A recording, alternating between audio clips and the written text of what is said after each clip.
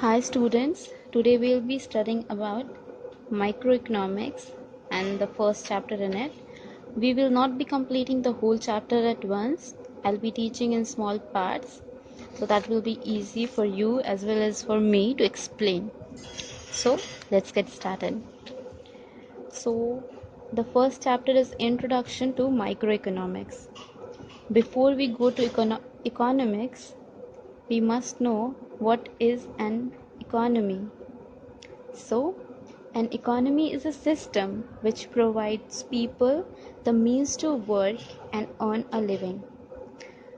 या तो सीधे शब्दों में हम कह सकते हैं कि इकोनॉमी एक ऐसा सिस्टम है जो लोगों को एक अर्निंग या लिविंग अर्न करने में मदद करता है. So anything around you and everything around you is economy.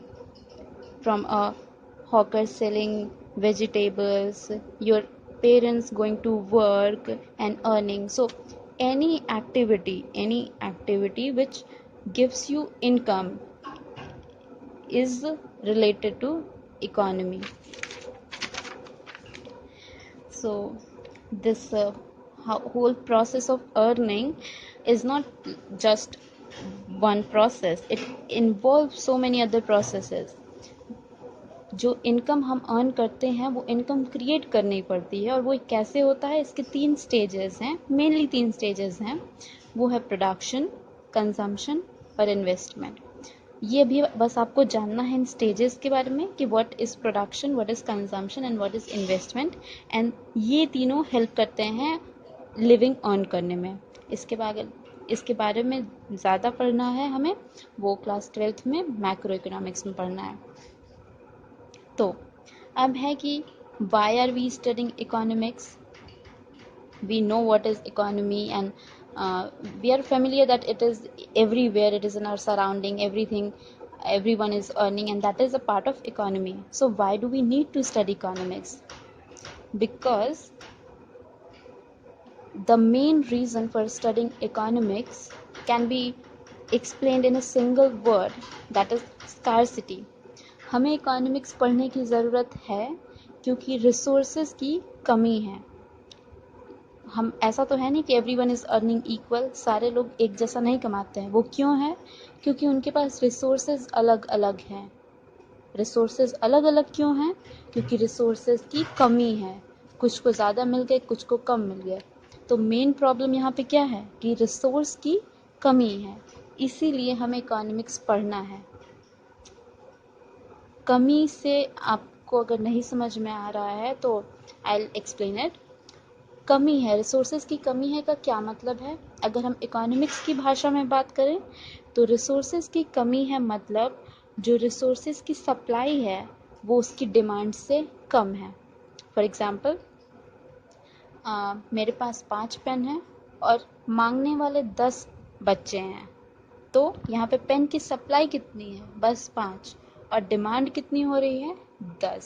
तो यहाँ पे स्कार्सिटी है पेन्स की. और इकोनॉमिक्स क्या करता है इस स्कार्सिटी के साथ?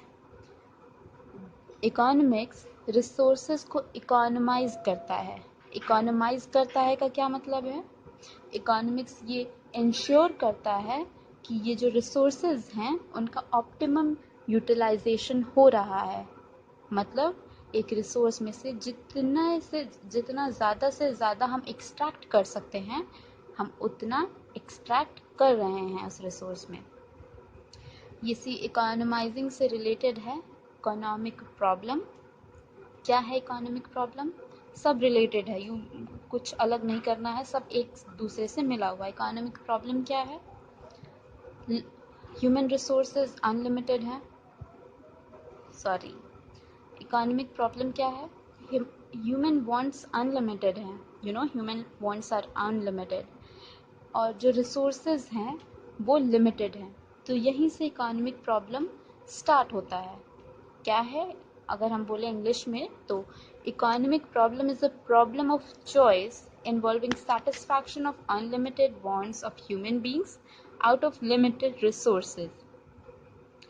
और रिसोर्सेज की एक और ख़ास बात यह है कि लिमिटेड होने के साथ साथ इन रिसोर्सेज का अल्टरनेटिव यूजेस भी है. और इसी डेफिनेशन से हमें इकोनॉमिक प्रॉब्लम के रीजंस के बारे में पता चलेगा। तो 3 मेन रीजंस हैं इकोनॉमिक प्रॉब्लम की, और जो हमने डेफिनेशन में पढ़ चुका है, लेकिन फिर इन तीनों रीजंस को हम एक एक करके एक बार अच्छे से देख लेंगे। तो पहला एक रीज़न है स्कार्सिटी ऑफ रिसोर्सेज। ये मैंने पहले ही बता चुका है कि रिसोर्सेज स्कार्स हैं, इसी की वजह से हमें उन्हें ऑप्टिमम यूटिलाइज करने की ज़रूरत पड़ती है, या इसी की वजह से इकोनॉमिक प्रॉब्लम अराइज होती है।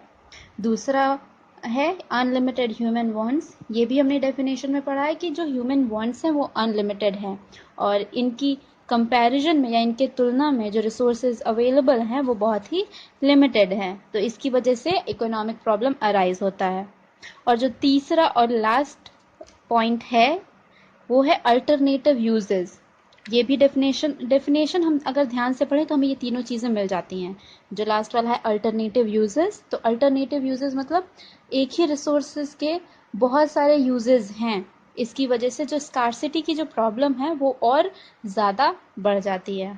तो आज के लिए बस इतना ही। नेक्स्ट वीडियो में हम आगे के टॉपिक्स पढ़ेंगे, और अगर आपको वीडियो अच्छा लगा तो प्लीज़ लाइक करें and subscribe to my channel. Thank you.